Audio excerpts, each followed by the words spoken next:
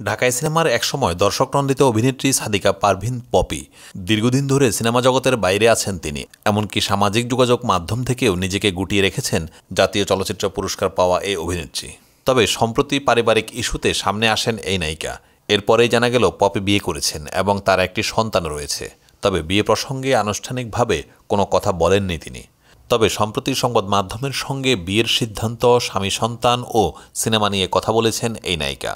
দীর্ঘ সাক্ষাৎকারের এক পর্যায়ে পপি জানান, বিয়ে নিয়ে তার কোনো পরিকল্পনা ছিল না। তার ভাষ্য, 2019 সালে বাসায় একটা ভয়াবহ দুর্ঘটনা ঘটে। সেই দিন অনেক বড় অঙ্কের টাকা চুরি হয়। ঘটনার পরিপ্রেক্ষিতে থানায় জিডি করেন। পরে তাকে রমনা থানায় ডাকা হয়। সেই দিনের বর্ণনায় পপি বলেন, সেই দিন আদনানকেও ডাকি। থানায় গিয়ে দেখলাম আমার ভাই বোনেরা। ঘটনাচক্রে জীবন নিয়ে আমি আতঙ্কিত হয়ে পড়ি। মনে হলো আমি কারো কাছে নিরাপদ না। ফিল্মের কাজে সবার সঙ্গে মিশেছি ঠিকই, কিন্তু আপনজন কেউই ছিল না। বরাবরই আমি পরিবার অন্তপ্রাণ মানুষ, অথচ এই আমার কাছে পরিবারের সবাই অচেনা হয়ে গেল। সম্পত্তি ও টাকা পয়সা নিয়ে জটিলতা শুরু হয়। জটিলতার এই পুরো সময়ে আদনান আমাকে ছায়ার মতো আগলে রেখেছে। কোনো জটিলতাই আমাকে স্পর্শ করতে দেয়নি। আমার হাতটা শক্ত করে ধরে বলেছিল, আমি আছি, নো টেনশন। তিনি বলেন, ওই সময় এমন একজন বন্ধুকে যদি না পেতাম, আমার জীবনটাই বিপন্ন হয়ে যেত। 2020 সালের দিকে আবারও জটিলতা শুরু হয়। তখনও ভাবলাম আমাকে মা বোনেরা বাঁচতে দেবে না। বাসা থেকে বের হয়ে পড়ি। যোগাযোগ করি আদনানের সঙ্গে। এরপর আমার জায়গা জমির দলিল, ব্যাংকের কাগজপত্র ও প্রয়োজনীয় সব ডকুমেন্ট পুলিশের সহযোগিতায় উদ্ধার করি। বলতে পারেন রীতিমতো জীবন বাঁচাতে বাসা থেকে পালিয়ে গেলাম। তখন আমার সামনে দুটি পথ খোলা, এক আত্মহত্যা করা, দুই নয়তো ওদের হাতে খুন হয়ে যাওয়া। পপি বলেন, আদনানি তখন আমাকে নিশ্চিত মৃত্যুর হাত থেকে বাঁচিয়েছে। পরিস্থিতির কারণে আমরা বিয়ে করতে বাধ্য হই। 2020 সালের নভেম্বরে বিয়ে করি বাসায় কাজে ডেকে। আমার আত্মীয় স্বজন ছিলেন। এটা সত্য, বিয়েতে আমার মাকে ডাকিনি। হয়তো এটা বিশ্বাস করবে না কেউ, কিন্তু এটাই সত্য। আমার মা চাইতেন না আমি বিয়ে করে সংসারী হই।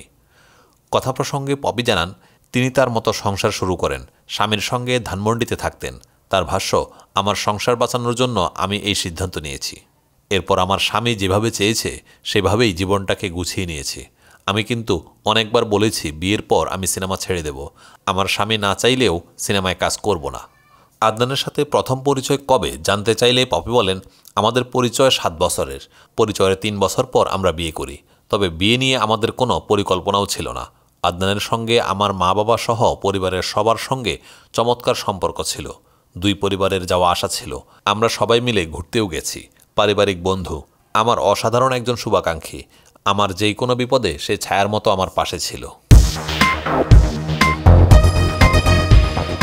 ইফতেখার চৌধুরী পরিচালিত সিনেমা দেহরক্ষী দিয়ে 2013 সালে ঢাকায় চলচ্চিত্রে আত্মপ্রকাশ করেন অভিনেতা শিমুল খান। এরপর টানা বেশ কিছু সিনেমায় অভিনয় করে পরিচিতি পান। বিশেষত খল অভিনেতা হিসাবে অবস্থান তৈরি করেন তিনি। এই অভিনেতাই এবার 21 বইমেলায় তার দ্বিতীয় বই প্রকাশ করলেন। বইয়ের নাম 40 হাওয়া, 40 উইন্ডস। বইটি আবার উৎসর্গ করেছেন চিত্রনায়িকা শবনম ইয়াসমিন বুবলিকে। মঙ্গলবার 18 ফেব্রুয়ারি পরিবাগে অবস্থিত সাংস্কৃতিক বিকাশ কেন্দ্রে বইটির মোড়ক উন্মোচন করা হয়।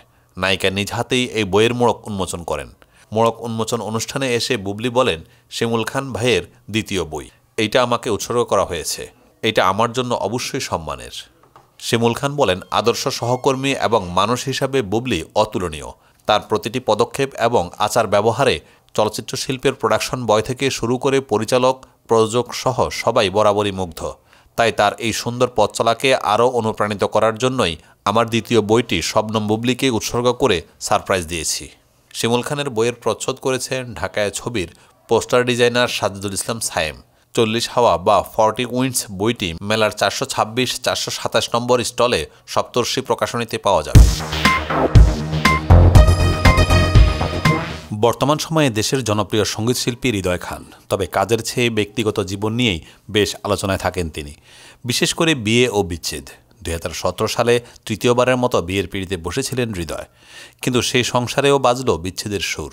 তৃতীয় স্ত্রী হুমায়রাও আর থাকতে চাইলেন না তার হয়ে। বিরক্ত হয়ে দিয়ে দিলেন ডিভোর্স।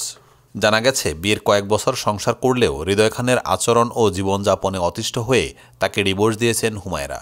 বিভিন্ন সূত্রের বরাতে আরও জানা যায়, অনেক আগে হৃদয় খান ও হুমায়রার ডিভোর্স হয়ে গেছে।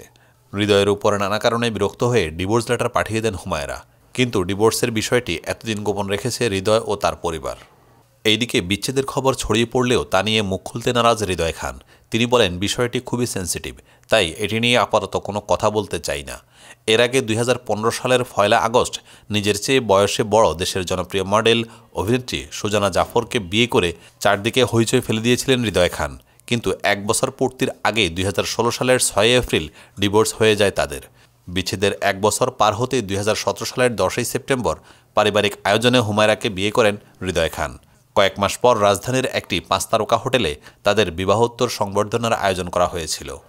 এই দুই বিয়ের আগে 2010 সালে পূর্ণিমা আক্তার নামে একজনকে বিয়ে করেছিলেন হৃদয় খান, কিন্তু 6 মাস যাওয়ার আগেই ভেঙে যায় সেই সংসার।